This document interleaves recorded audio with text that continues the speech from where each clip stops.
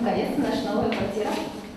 Алашка, за 6 лет ожиданий. Искреннюю радость не подделать. Салахиевы распахнули двери своей первой двушки. Просторного и нового жилья семья ждала с 2011 года. Ожидания оправдались, конечно. Очень все нравится, красиво. Мы очень рады, очень счастливы. Спасибо. Будем с соседями дружить, с семьями, как говорится. Общаться. Первые гости – новые соседи. Окна квартиры Егоренковых выходят прямо на зеленый уголок природы. Дом стоит рядом с лесом. Прямо из дома новоселы будут выходить на новую детскую площадку. Пока вместе с детским садом это самый центр нового микрорайона. Между первым, вторым и третьим уже сданными и четвертым домом, только ждущим сдачи. В четвертой новостройке сегодня идет чистовая отделка. Ее планируют сдать в конце июля. Брат-близнец домов также рассчитан на 255 семей. И маленькому ребенку чем заняться, есть маленькие горки, песочницы, и взрослому ребенку, и подростку спортом заниматься. Видели там теннисные столы, вон там баскетбольные площадки, там, видимо, этот теннисный корт.